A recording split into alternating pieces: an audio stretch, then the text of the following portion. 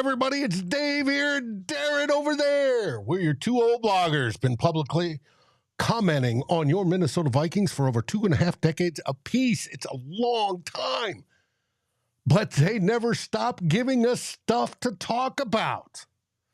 And again today, we're going to talk about it. We're going to start off with Darren's point of view and a little bit of mine on how the game went on Thursday night. And yes, it didn't go as planned, unfortunately. Then we're going to get into, is the season doomed?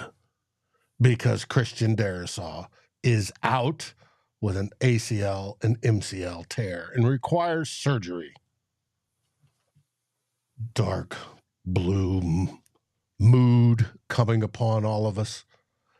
Is it time to get depressed? Not quite sure, but this is your Vikings. And then thirdly, we're going to talk about what's happening this week in Vikings land. All next on Two Old Bloggers. Let's rock!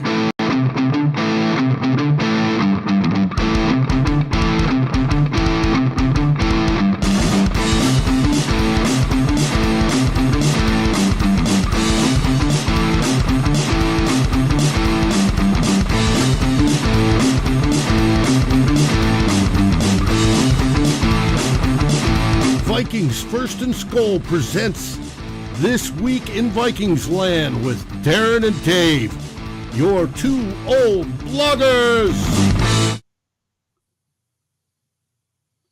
And again, I still had this set up in the wrong spot. Oh well, we will move it.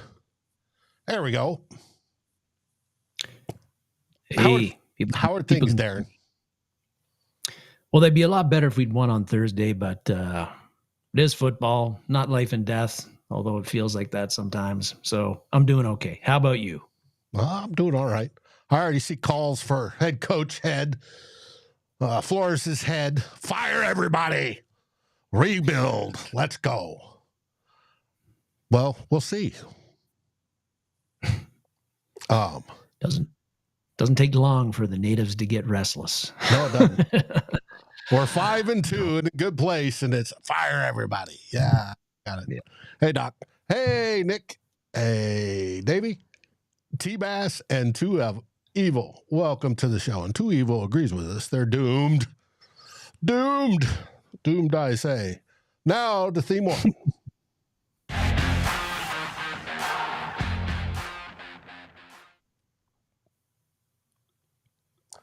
The game.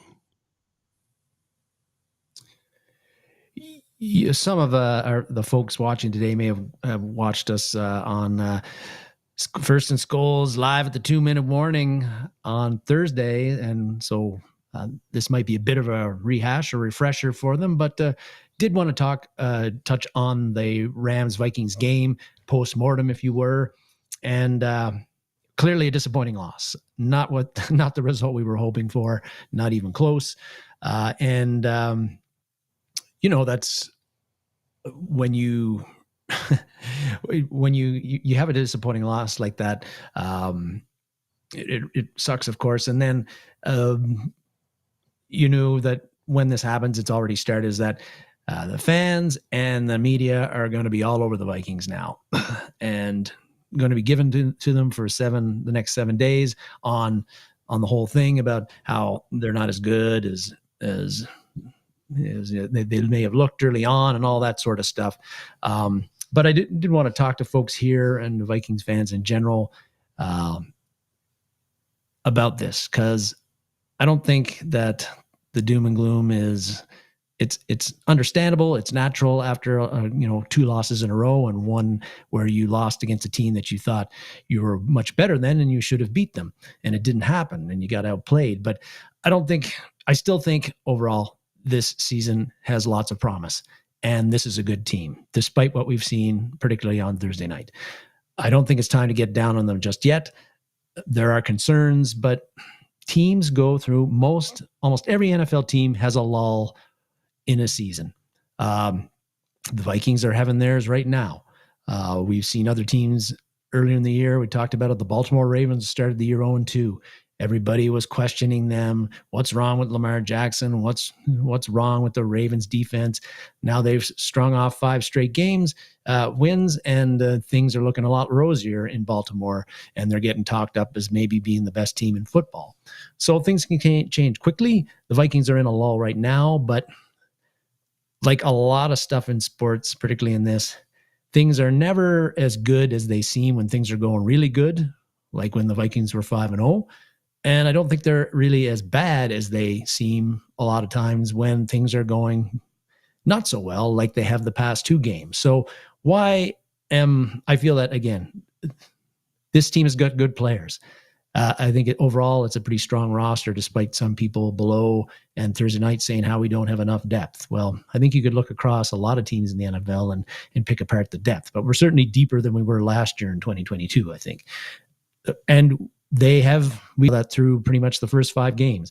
They're going to break out of this and going to play better, certainly, than they have in the last 2 games. And they have to play better, but I really believe that this team can do that. And they've got the coaching staff and they got the players to do it. And yes, this team has weaknesses. And that's been exposed the last 2 games. They faced 2 teams that had the players and the scheme and the coaches to exploit those weaknesses. But now we've got 3 games coming up with the Titans, the Jags, and the Colts. And I think those teams do not have the personnel, particularly to do what the Rams and the Lions did the past 2 weeks. The Vikings win 3 in a row, and then this next 3-game slate, it's not going to be easy because it's the NFL, but it's certainly doable.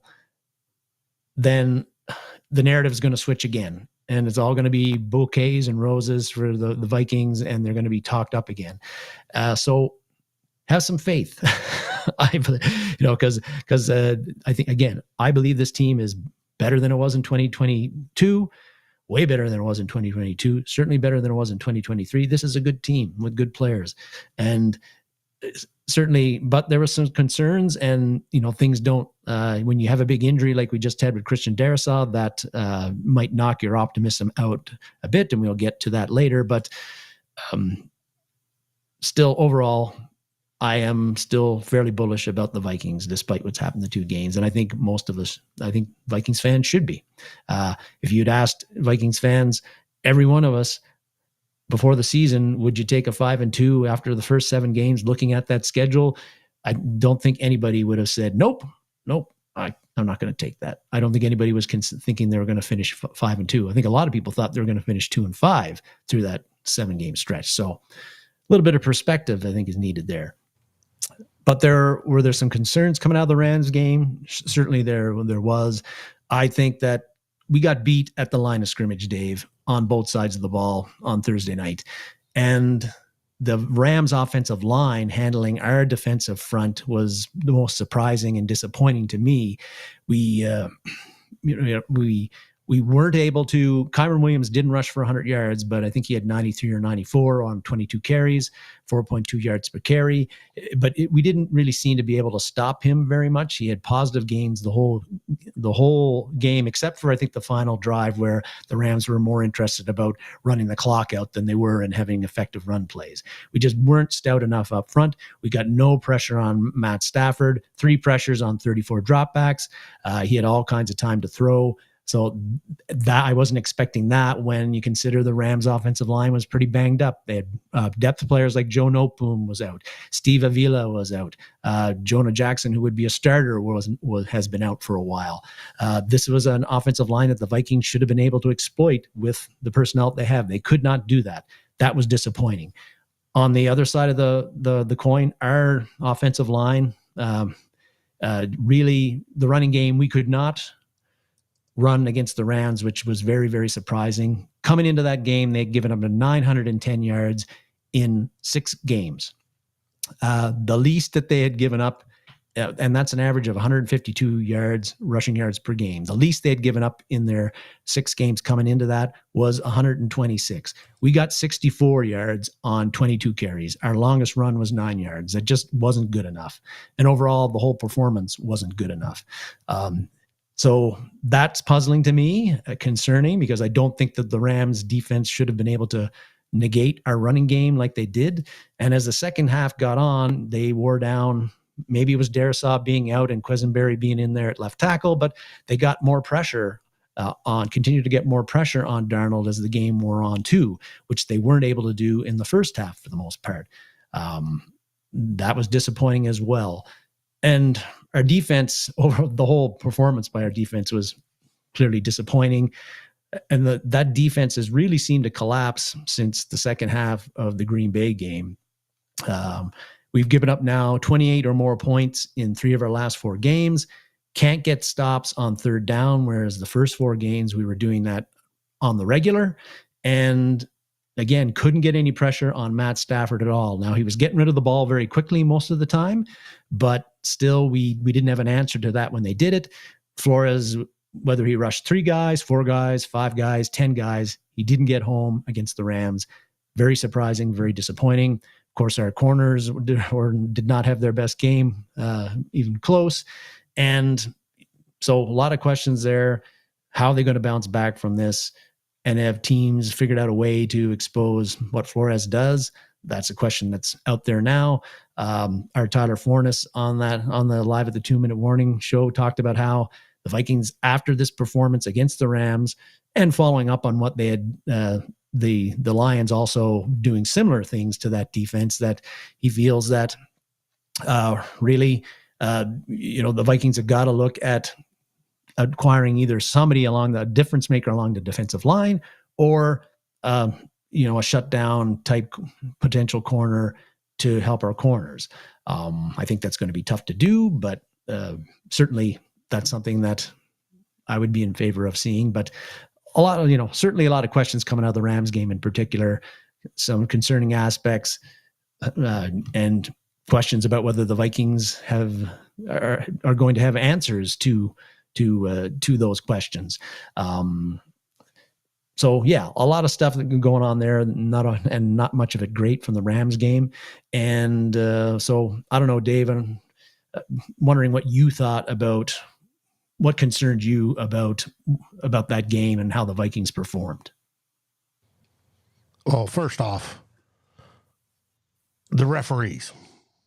Now, I don't like to blame officiating on a loss, and I'm not going to blame this one on a loss, but boy, did this change any hope for coming back. There's they said they didn't see the face mask at the end. Now, people are saying, yeah, but they had lost up to that point. Yeah, they were 8 points down, but they had time to drive, and they could have scored and tied it up. Yeah, it would have taken a 2-point conversion, but they could have. But the fact that he had his head almost whipped around in the back, and they did not see it, is what they claim. And we've all seen versions of this picture, this one and this one, and the referee being 4 feet away and didn't see it. It's got to be crazy. I have no idea. But yes, Grandizer, it's not the refs, except for when it is the refs. I mean, we lost the game because we didn't score enough and didn't, whether it be Naylor dropping that ball that would have been a sure touchdown, or not getting stops on defense, or whatever you want to blame it on, all the pie charter blame, right? There's numerous things that went into it. But the officiating on that game is absolutely horrid, with the amount of flags that went out, some of them ticky-tack, if that, the holding call on Murphy, where all he had was his hands resting on a dude's body, which is legal. It's just, and it's this referee who's been caught so many times with bad games. And it just seems odd it's a shame that it had to happen on this game versus letting them play out and let it, go full tilt. But it is what it is. So is the NFL going to do anything about it? I hope so. Yes, please.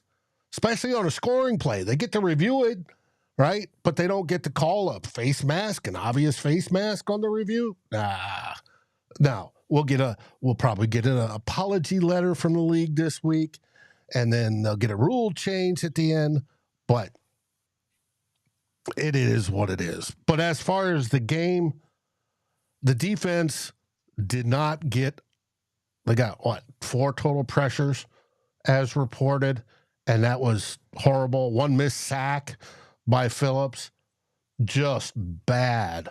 Now, whether it was Blake Cashman being missing and them allowing the across the middle stuff where he normally takes strong, charge of, I don't know. That had to contribute to it. There's all sorts of things. It's not just one. It's not just, oh my God, Will Reichard missed every kick. It's not that. It's, or Sam Darnold had a bad game. He didn't. Aaron Jones couldn't run. He did. Justin Jefferson dropped footballs. He didn't. Right? It was just a whole bunch of stuff, whether it's play calling, you get through the scripted plays and we're up. We built up the lead. And then it goes down from there. I'm not sure. It's a whole multitude of things that hopefully in this short mini bye week, they can identify and fix. But we'll see. And you're right. We got 3 games coming up.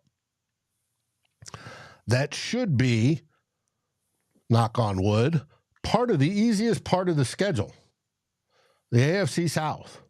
And not any of these teams are really, really good. Yes, the Colts are 4-3. They've got a winning record, but they can be beat. Something terrible, they can be beat.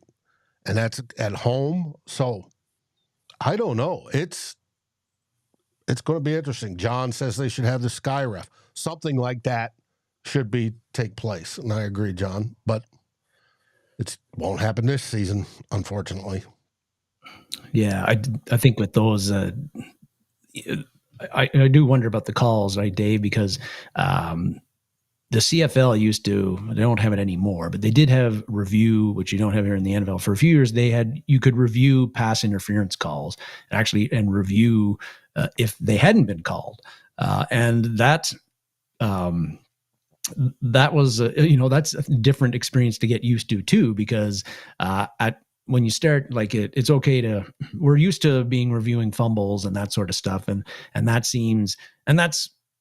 pretty clear cut, right? Like in a lot of cases, but what's a pass interference? What's holding? What's pass interference? What was too much holding? What wasn't enough? Once you get, those are still going to be judgment calls. And if you call everything by the letter of the law on a replay, we might just get into flagorama the entire game, and that's going to piss off fans too. Face masking is a bit different call and a situation than pass interference.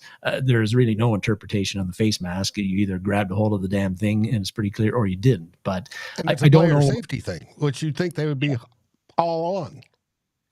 But once you get into reviewing, allowing review of actual penalty calls, it's a slippery slope. I think that it's something that the NFL doesn't want to go down to, because you don't want the entire game to be half of it to be about reviewing calls. And maybe they'd have to limit it like they do with the challenges, where you can only review 2 calls a game or something like that. But one thing I do know is that if something bad, happens in a big game like that against one of the marquee teams like the Kansas City Chiefs, Mahomes gets his his head turned around like that, and it's not called, and it costs them a Super Bowl ring, then the NFL is going to be taking a lot more notice of it than when the Vikings lose to the Rams in an early season game, even on prime time. And the NFL don't care about the Vikings.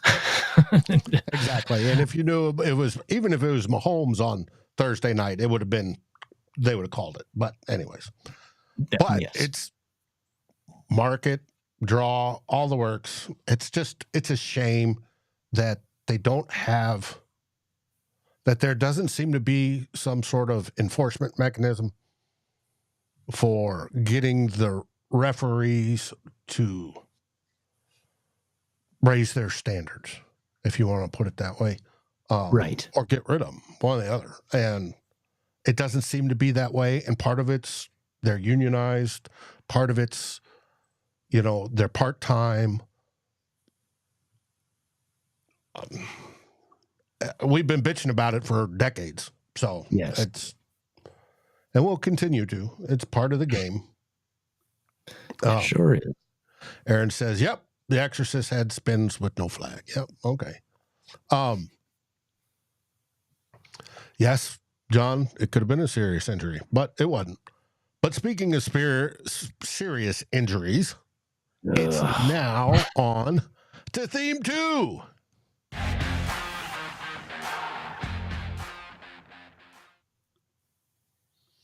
Are we doomed? Is the Minnesota Vikings 2024 season down the drain because we just lost our starting left tackle? Yeah, well, again, Thursday night was supremely disappointing, Dave, but it got even worse yesterday when we got the news that Darrisaw was done for the season with torn ACL and an MCL. Thank you very much. And really, when I saw the play, I didn't think that the collision was that bad. I didn't think the injury was going to be as severe as it was, but it turns out it was. And is this as bad blow to the Vikings as last year when Cousins tore his Achilles? Well, he's a quarterback, so maybe not quite, but it's pretty close because Darrisaw's a left tackle, and that's a premium position, and he's one of the best in the game at it. So there's no doubt that you lose Christian Darrisaw protecting your quarterback's blind side, and that's going to have an impact on your offense, on your protections, on your team. And so that is the question. Like, when you lose a guy as good as Darrisaw at a position that's as important as left tackle, are the Vikings screwed? Is the season, sort of pretty much over? I don't think it is, but there's certainly no doubt that this is something that the Vikings coaches and players, it's a big challenge that they're going to have to work around, and it's going to impact. And in some games, I don't think we're going to notice it, Darrisaw not being there every game, and maybe not most games, but there's going to be some games we're going to be facing teams that they're going to expose the fact that we don't have Christian Darrisaw at left tackle anymore, and we're going to throw our arms up and be mad about it. But you lost a great player at a premium position who's responsible for protecting the quarterback, and we know, and it's important because Sam Darnold holds onto the ball a long, long fucking time. So yes, he does. Too long, and that's going to have to change. Yes, and so you need left tackles in general, and your interior handling their business. And if we got somebody, we were probably going to have somebody now who's not going to be able to handle the business quite as well as Christian Darrisaw does. So that is going to impact the team, and not in a great way. The Vikings are going to have to work around it. But what are the Vikings going to do about it? Kevin O'Connell this week, yesterday, talked about how they're weighing the options right now. And it's all right now they're focused on is getting the best 5 guys that they can get on the offensive line. So he made it sound like the replacement for Darrisaw isn't just simply going to be the guy who's his backup at left tackle right now or your swing tackle. It's who they think all together is what's going to mesh, what best 5 they can put on there, even if so. It might not be Quisenberry. It might be somebody else. But the options are, let's take a look. Blake Brandel is an option. He's played left guard this year, and he's played it pretty well, I think. But, of course, he was a left tackle at Oregon State. He was a left tackle for his first 4 years in the NFL. He even played 3 games at left tackle when Darrisaw got hurt. Was out in 2022. So he's got experience at that position. And so he's an option, even though he's been playing guard all this year. Obviously, David Quisenberry is an option. He was the guy who came in and replaced Darrisaw in the game and didn't get very good grades from Pro Football Focus for his performance. But he has been the Viking swing tackle for the past 2 years. He's the guy that they were going to put in if O'Neill or Darrisaw had to go out. And so he's clearly an option. He's the guy that they had confidence enough to go in and replace either of those guys if they got hurt. Quisenberry is there. Also in-house, the rookie Walter Rouse. Now he was a left tackle at Stanford and at Oklahoma last year. Started 52 of 53 college games and all at left tackle, and a highly decorated left tackle at the college level. Played it this summer in preseason, and he was pretty solid. So he's an option. And Kevin said a lot of glowing things about him, about his strengths, that he's developing the way they want him to, yada, yada. Mm-hmm. Yeah. They have a plan. They do. I don't think the plan was for him to play right away. But so Rouse is an option. And then there's the trade option too. The fact that one of the names that I got tossed around this week was Cam Robinson from the Jacksonville Jaguars. Robinson is a guy who's not a superstar, but he started his entire career at the NFL at the left tackle level. This year, he's got a 67.4 Pro Football Focus rating, which is fairly solid. And since 2021, his PFF rating has been between 65 and 67. So again, pretty solid. And Jason Fitzgerald from Over the Cap, actually, he had an article a couple of weeks ago after week 4 outlining a whole bunch of players who are due to be unrestricted free agents after this season, and guys that could be trade possibilities. And Robinson was at the top of the list on that. Unrestricted free agent after this year. He's got a hefty cap hit, but at this point in the season, if you were to acquire him in the 8th or 9th week, you're probably only going to have to pay $8 or $9 million of his salary. The Vikings can do that. And Fitzgerald felt that because he'd be a rental, unrestricted free agent, that you could get a guy like him for a compensatory pick in 2026. Now, I don't know about that. That seems kind of low for a guy like Robinson, who's a starter, but he's a possibility. And there's other guys as well who are unrestricted free agents who play left tackle who the Vikings could target as well. But Robinson would seem to be the best option. Jedrick Willis from Cleveland might be another, but what I've been reading about him is that he's really struggled this year. So he might not be the best option there. But I'm also reading Charles Leno from Washington as another possibility, and that he's being pursued could be that the Vikings could outbid the Saints or the Chiefs in his services. You'd wonder why Washington would do that, though, right? Right. It's like because they've got a rookie tackle that's doing well, is the whole idea. But he still played this year, and he's 33 right now. So, yeah. He's a guy that, whereas Robinson is 30, I mean, Leno is a guy you could probably get for less than what you'd have to trade to get Robinson. And Clintonberry's 34, I think. So they're up there. Yeah. So those are kind of those are the options right now. I think, in-house and the trade thing. You could also go the waiver, I guess. But just looking at what are the Vikings actually going to do here? When you look at Brandel, again, he's been solid at left guard.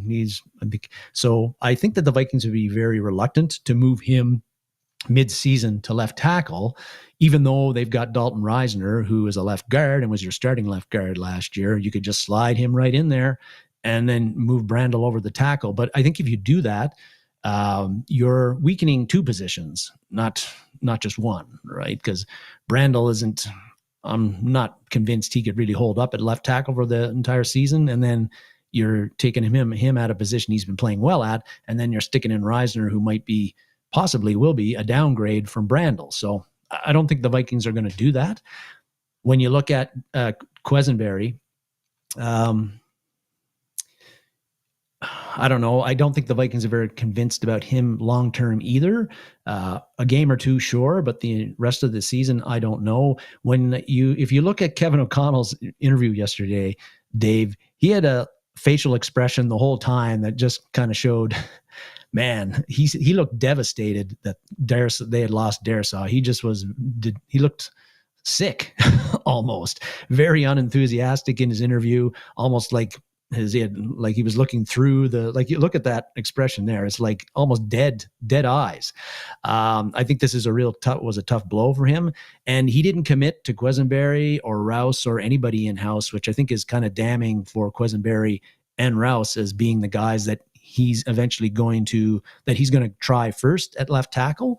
And Rouse, anyway, I think he would be overwhelmed at left tackle as a rookie this year. In this case, he hasn't even dressed yet up to this point. So I don't think that he's the option you're going to go to unless you absolutely have to. And I don't think the Vikings absolutely have to. So I think the trade option would be if you could get Cam Robinson at a reasonable cost. That makes a lot of sense to me. Plug and play player, and has been solid his entire NFL career for the most part.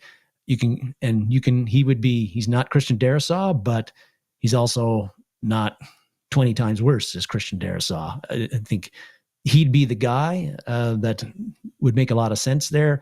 But again, the question here is the Jags are 2-5 right now. They don't look like they're going anywhere. So you think that they would be sellers at the trade deadline, but you don't know how much they're looking for to get Cam Robinson. We know the Vikings don't have a whole lot of draft capital, at least in 2025, to offer up to get him over maybe some other team that wants Cam Robinson. So I don't know if the Vikings have the ammo to pull this off compared to maybe some other suitors that are around the league that are inquiring about Robinson. So again, it takes two to tango. I don't know if the Jags are going to want to tango. And if they do want to tango, do the Vikings, are they willing to pay the price? That remains to be seen, I think, in a lot of cases. And so I think what they're going to do is I'd like to see them do the trade option, but I think they're going to roll with Quisenberry and see how that goes because he had played, I thought, solidly in small stints last year when he was asked. And I think what the Vikings are going to do is that, like you mentioned, Dave, roll with Quisenberry, but this is going to change the offense a little bit.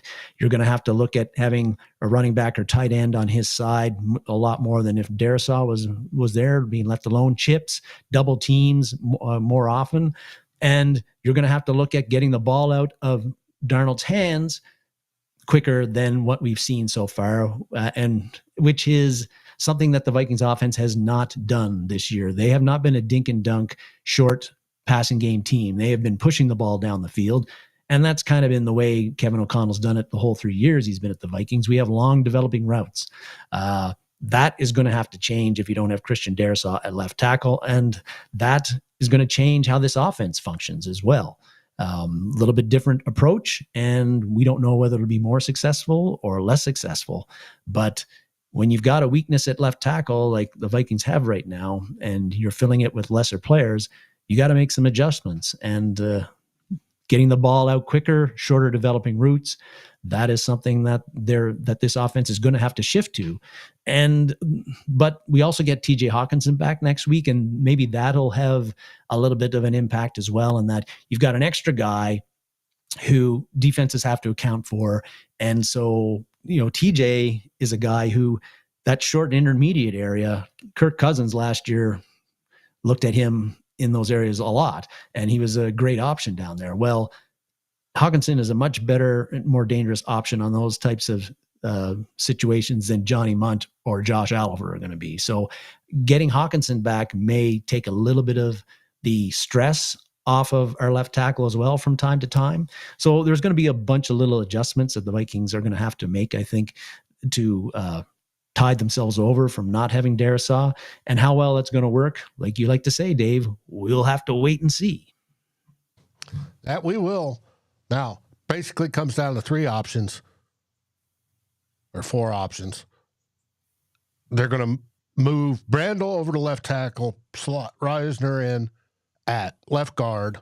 Basically, you have what it was last year when Darrisaw was out. Okay? They played together, just not this season. Then you can leave Quisenberry in. He stays there, and Brandel stays at left guard, which he's doing better than anybody thought, I think, this year, and he's fine. Or bring in the young kid, Walter Rouse, let him learn on the fly, okay, or you go get somebody, whether short-term rental, because it's got to be a short-term rental, because you've got Darrisaw coming back next year, right? He should be healthy by the start of the season, maybe the very beginning of the season, but the start of the season. And the question is, how do you want to approach this when you have a plan? To me, it's what takes precedent. The plan for 2025 with J.J. McCarthy, the whole we draft them type deal, then we build up that our Super Bowl window supposedly opens up next year. This year, we stay competitive with Sam Darnold. He does the transition. Well, it turns out we start out 5-0 and everybody's getting, whoa, we could be in this. Well, now the wheels are starting to fall off and Darrisaw gets injured and he's out. How Kwesi and KOC and the Wilfs approach this is going to be fascinating. Are they going to go and prioritize, well, we got to win now and go get somebody? We don't know, right? That's a possibility. Do they think they need to spend that draft capital on that? And if you're going to spend a first-round pick on somebody, you want them for long-term, right? Tyler talks about Sexy Dexy or Jeffrey Simmons, somebody like that. You're getting them long-term. They go into that 25 plan, 25, 26, 27 season plan. They're going to be a function of the offense. If we get a new offensive tackle in a trade, it's temporary because we all assume Darrisaw is going to go through, get his surgery, come out perfectly fine, right, and heal up, and 9, 10, 11 months, he'll be playing again. So it's going to be interesting to see how they do it. I suspect they're probably going to move Brandel over and slot in Reisner, but we haven't heard. Reisner's still not on the active duty or on the active roster yet.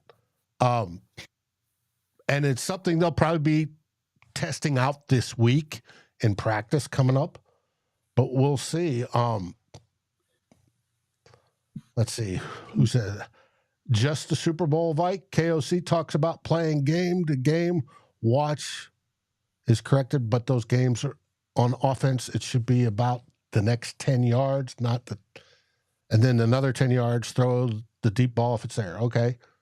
Well, they're going to have to, that's another thing, Sam Darnold holding on the ball so long for the deep plays, and as part of KOC looking to hunt the deep plays, whether he's looking for those big chunk plays or not, go for the shorter ones. Now, when it comes to speed to throw the ball, in KOC's system, first year with Kirk Cousins held on to it a long time. Second year, Kirk Cousins sped it up. Now, Kirk Cousins' default mode was check down. Boom, boom, boom. So, whereas KOC wants to go, let's go deep. Let's get those explosives. He's got to modify something to make this work. And we'll see. Now, whether they go with the 2025 plan, built for that, or this year, hey, I wouldn't mind seeing Rouse get a shot. Let him grow. Develop him under fire if they are already assuming that there's not much they could do. I wouldn't be in favor of that, but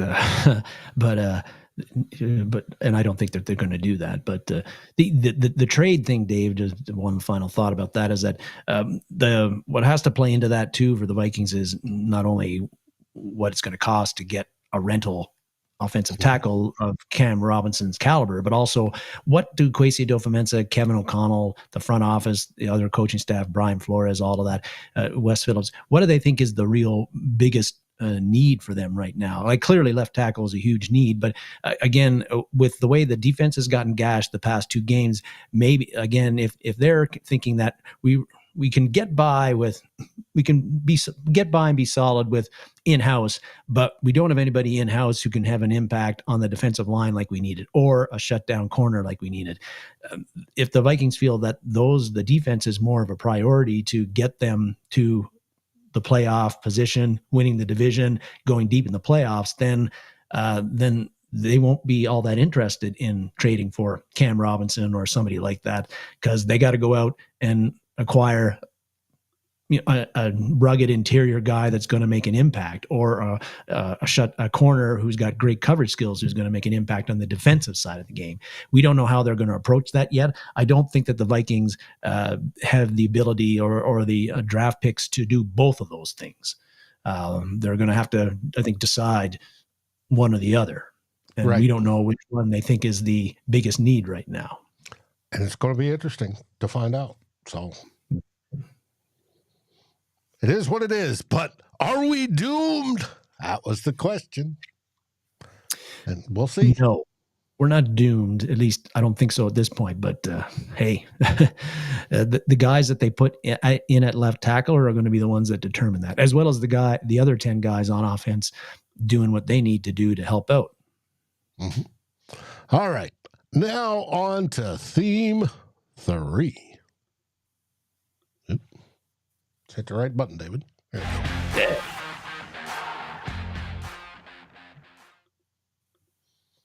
This week in Vikings land. Few things I've been thinking about, and so far this show has been not the most upbeat, Dave. But we want to talk a loss of our starting left tackle. I would see why not. Yeah. No, that's probably a good reason to be. But we're going to get to something good right now, and that good is want to give Will Reichard some kudos here. Since this guy, when the Vikings drafted him, I was not really impressed with the selection at all. Kicker, come on. You can get those guys without having to draft them. But even though I wasn't thrilled with the draft pick, you couldn't, when you look at the Vikings situation at place kicker, really since it's been a big black hole since Blair Walsh imploded in 2016. They got rid of him. Then it was Kai Forbath for a season. Then you brought in Daniel Carlson, cut him. That was a mistake after 2 games. Brought in Dan Bailey. He was horse shit. Replaced him with Greg Joseph, who was also close to horse shit, but somehow kept the job for 4 seasons. So really, we didn't have a kicker you could depend on. Well, Carlson could have been, but we just didn't have the patience. So the Vikings went out and they drafted Will Reichard. We knew he kicked in multitudes of big games at Alabama. Every game's a big game at Alabama, but playing in college football championships on the regular, we knew he'd been super productive there, nailed every kick that he could get. The question was, could he do it at the NFL level? Well, here we are going into game 8, and he's 14 for 14 on field goals, 18 for 18 on extra points. Other than 2 or 3 kicks, everything's right down the middle. He's 4 for 4 from 50 yards or more, including banging a 58-yarder and a 57-yarder. So he's accurate. He's got legs. It feels strange for me, Dave, but when he gets in the game, it's weird for me to believe that a Vikings kicker is automatic. But that's how I feel about Will Reichard right now. When he trots onto the field, there's no doubt in my mind that he's going to make the kick. And I have not felt that way about a Vikings kicker probably since Blair Walsh in 2012, 2013. And so, with the way Reichard's going now, a long way to go to the season, of course, but could he possibly have a perfect season like Gary Anderson had in 1998 until he didn't in the NFC Championship game? So we hope it doesn't end that way for Will Reichard, but again, wasn't thrilled with the draft selection. It made sense, but I just felt I hate using draft picks on kickers, but you look at how Will Reichard has done. I'm wrong. He's been our best rookie out of this draft class by a mile. And I just feel Aaron said he used to speak tongues before every kick, before Will. I know it caused me heartburn and we'd hold our breaths, collective breaths. And this year is so refreshing. Yeah. It's just like no sweat. Will Reichard's got this, and he does. So yeah, go for 68. Oh, heck, go for 73. Let's see it happen. Yeah, and we're like, anybody else, we wouldn't be saying that. No, and as fans, we're like, that's the right idea. That's the right thing to do here. So really, really, a nice change for Viking fans here, and for me, that to have such faith in a kicker and a rookie. Will Reichard's going to be, looks like, I know kickers are flaky and they can lose it and get the yips all of a sudden, but I don't really get the sense that Will Reichard's that kind of guy. I think he's going to be around Minnesota for a long, long time. And as long as he's kicking like this, why wouldn't you have him around for a long, long time? Well, you wanted to compare him to the rookies. Oh, yeah, I sure do. Looking at Will Reichard, though, does shine a bright spotlight on the Vikings 2024 draft class. That 7-person draft class, and how it's not performing. The others aren't doing what Will Reichard is doing. Now, J.J. McCarthy didn't get that chance, of course, tore his meniscus in the preseason and is out for the season. Not his fault, not Kwesi Adofo-Mensah's fault, but you're not getting anything out of J.J. McCarthy. Probably, and with the way Darnold is playing this year, you wouldn't have got anything out of him anyway, likely. But there you have it. Dallas Turner, on the other hand, defensive snaps continue to disappear. His role on this defense he doesn't have a role right now. Last week, or Thursday night against the Rams, had his lowest defensive snaps of his young career, only 3. And the week before it was 4. Next week, will he play at all? Hard to say, but he's just not had the impact that we were hoping for. There you go. Kyrie Jackson, unfortunately, you know what happened there. Tragic passing in a car accident. Not getting anything out of him this year or any year. And then you look at Walter Rouse and Levi Drake Rodriguez. They have yet to even dress in a game. That is going to change here quickly, I think, with Rouse at least. But neither of those guys, late draft picks as they were, they haven't dressed yet. And then Michael Jurgens has dressed, but has yet to play in a snap. So that's a whole lot of draft picks that aren't doing a whole lot for the Vikings other than Will Reichard. And that also shines the light on the 2023 draft class and the 2022 draft class of 24 players that Kwesi Adofo-Mensah has drafted since he became general manager. You've only got 2 right now who are starters.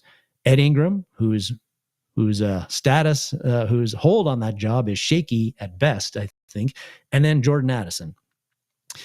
Jalen Naylor is kind of a quasi-starter because he is your number 3 wide receiver right now. So he is playing a significant amount of snaps, but not a starter.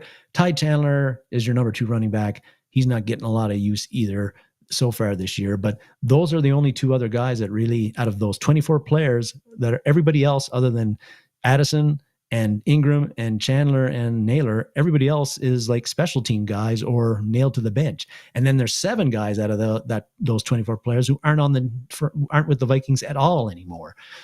So not a lot of production from any draft class so far that Kwesi Adofo-Mensah has. And even though he's done a great job with the salary cap, even though he's done, particularly this year, a great job bringing in free agents, and finding guys who can be productive at a reasonable pace. And one of the reasons the Vikings aren't feeling the impacts of the fact that they haven't got a lot of production out of their draft class is because those free agents have been performing so well. But that's the kind of drafting, if it doesn't improve, that could cost Kwesi Adofo-Mensah his job eventually. And it's got to get better. Some people mentioning some undrafted rookie free agents that we've signed, like Pace, as well in there, and that is something is good to note, because while they're not draft picks, the front office did scout those guys and identify them as guys to sign, and they have done probably almost as good a job finding undrafted guys to come in and contribute as they have with the guys that they actually drafted. So I don't know why that happens, or where the disconnect there is with the scouting staff. But I guess we do have to give them props for unearthing those uncut gems, if you want to call them that. I agree. It's But they need to step up. They need to play. Mm-hmm. Now, speaking of one of those, Jordan Addison. Jordan Addison, the forgotten man so far in 2024, Dave, because he had a great rookie season or a very good rookie season, but so far this year, not having a great role in the offense so far. He did miss 2 games, but through the 5 games he's played, he's got just 14 catches, 231 yards, 1 touchdown catch. A full season pace of that would see him just having 34 catches for 561 yards and 2 touchdowns. And that would be quite a down. That'd be quite a disappointment compared to when you look at his rookie year, where he had 70 catches, not just over 900 yards, and 10 touchdown catches. So, question is, what's wrong with Addison? I would say there's nothing really wrong with him. The issue is the Vikings offense and how little they're actually passing the ball this year. You look at through 7 games, they've thrown 190 passes, the Vikings have. That is tied for 7th fewest in the NFL. In 2023, last year, Addison's rookie season, through 7 games, they'd already thrown the ball 280 times. So they've thrown through 7 games 90 fewer passes than they did last year. So that just means there's a whole lot less targets for everybody to go around, and your production is going to go down as well. And of course, Addison missed 2 games with an ankle injury, so didn't get to build up his stats that way. Right now, he's only been targeted 23 times in the 7 games, so that's an average of, I think, like 4 point whatever. Last 4.5 per game. In last year, he was averaging 6.3 targets per game. Not a huge amount, but still more. And the Vikings are throwing right now 13 less passes on average per game they did in 2023. So again, just a whole lot less opportunities for Addison and everybody else, except for Justin Jefferson, who's still the focal point. They're still feeding him the ball a lot, but 8.5 targets per game right now. That's still down from 10 in 2023, but when the Vikings throw the ball, more often than not, they're throwing it to Justin Jefferson, and with good reason. But when you're not throwing the ball very much, and when you do throw it, you're throwing it to Justin Jefferson most of the time, then the pickings are going to be slim for everybody else, even if you're Jordan Addison and you're really, really good. So it's unlikely that Jordan Addison's going to catch 80 or 90 passes this year and get 1,000 yards and catch multiple touchdown passes. But and TJ Hawkinson's coming back. So you look at that, you think, well, boy, is they're going to throw the ball to Jordan Addison at all once Hawkinson comes back? Because he's going to get a lot of targets along with Justin Jefferson. So, but another way to look at that, Dave, is that even though with you bring Hawkinson back, in theory, that should, again, another big weapon for Sam Darnold and Kevin O'Connell to use in the offense. And with him being out there, if he makes the Vikings offense more dangerous. So that should lead to more positive plays, drives being extended, not as many 3 and outs. We're scoring more points and getting more offensive plays, which will lead to more targets for everybody, including Jordan Addison. So it's possible that actually getting Hawkinson back, that will put the offense in a bit more of an overdrive and more productive situation that actually helps Jordan Addison get more targets than he's getting now without Hawkinson in the lineup. But however you cut it, the Vikings, I think, need somehow to figure out how to get Jordan Addison the ball a bit more, and Addison needs to be more productive than he has been. I think for the Vikings to be the offense that we want them to be, and that'll help get the Vikings out of this lull they have experienced the last 2 games as well, I think, where, yeah, the defense has been sieve-like, but the offense has had its issues too. Too many 3 and outs, settling for field goals at times when they need to be scoring touchdowns, and hard to explain how you can cut through the Rams defense like a hot knife through butter the first 2 drives and then only get 2 field goals the rest of the game. Yep. It's going to be interesting. Aaron says when Sam decides to run, he doesn't look to continue look downfield. He's head down. He is doing better than anticipated, and that's that. Mike says 2 tight end sets, max protection. And Mike, I think we're going to see a lot of that, especially early. So hopefully Sam adjusts to a shorter game, quicker game, that happens, and that we're going to see more crossers, more over the middle, less long developing plays. We'll still see those, but it'll be fewer because hopefully Sam can throw to TJ Hawkinson and have it be open.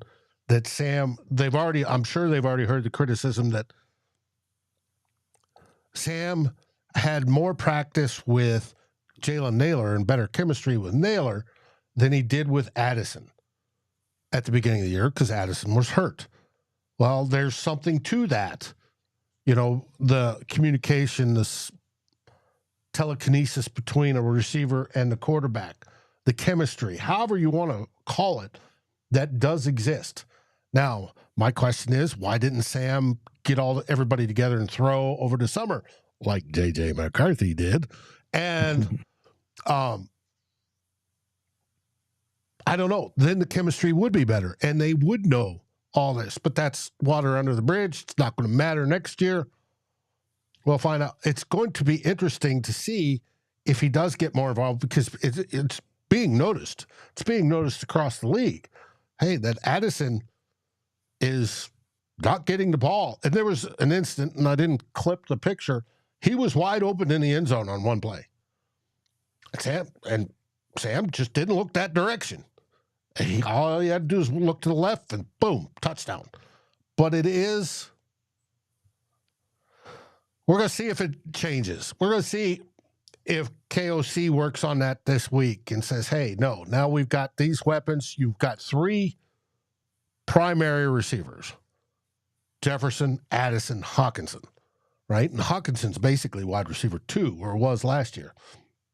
Let's see how Sam deals with Hawk and if that opens up even more.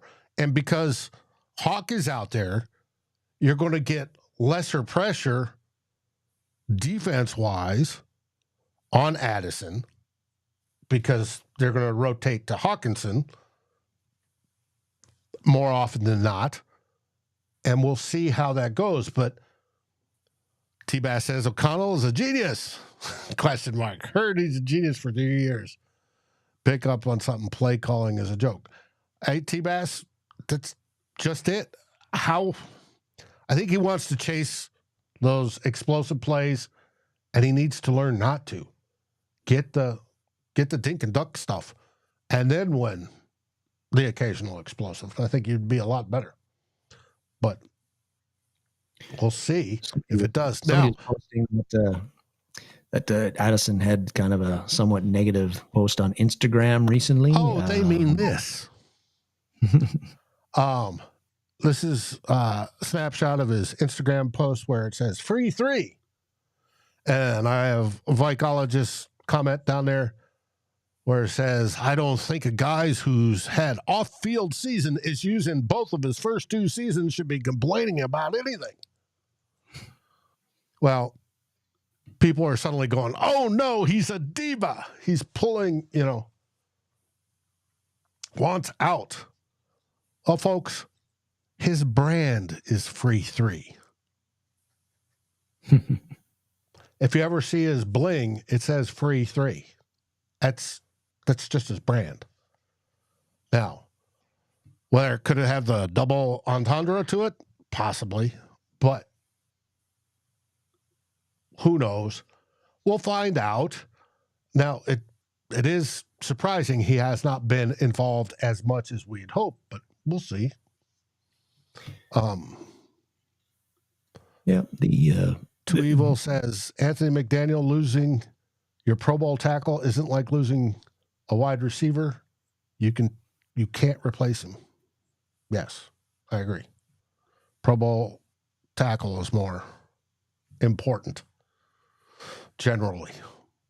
Now, if we lost JJ, well, yes, I think just a final thought on where we were talking about how the Vikings might go to, or we expect that they'll try to shorten things up and go to more of a short game with Darrisaw out and getting Hawkinson back. And if they do that, not that the opposing defenses might suspect that they're going to try that anyway, but it would be breaking tendencies by the Vikings to do that for the first bit in the game, and that might catch some teams off guard. Now, they'll adjust to that as well, and then we'll have to adjust back, something we have not done very well the past 2 games offensively, but it'd be interesting to see if what we're surmising here on the show about the Vikings' change in offensive approach actually occurs against the Colts in about 7 days. Mm-hmm. I'd be surprised if they didn't, but Kevin O'Connell might just say, look, we got an offensive philosophy. It's what we do best. It's what Darren does best. If we change away from that, we're going to be even less effective as an offense. Right. We're built to do a scoring drive in 6 plays versus 30. Yeah. Could be.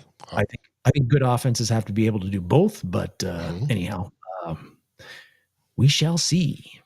Yes, we shall, as we all say. Well, folks, that's it for the week. We look forward to seeing you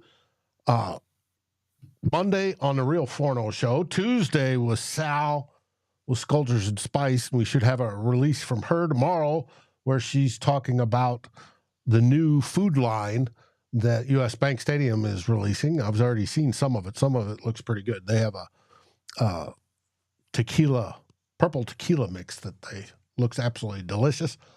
Along with the food, the lobster cheese, macaroni and cheese, cheeseburger type stuff. Should be fun.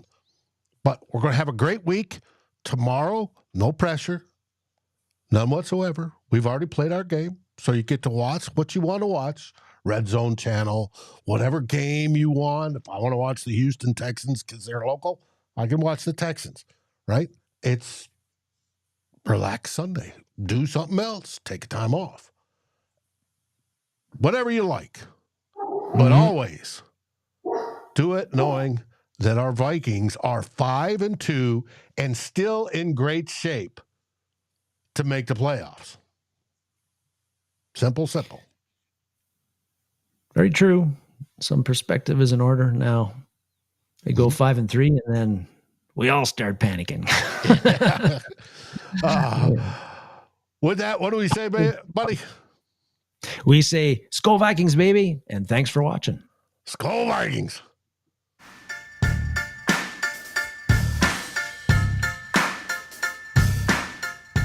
Like, subscribe, and ring the bell, and rate us on your favorite podcast aggregator. Darren and Dave, thank you for watching this episode of Two Old Bloggers. We look forward to seeing you on every show on the new Vikings First and SKOL. You can find our podcast as part of the Fans First Sports Network. Sports takes for the fan, from the fan. SKOL, everybody!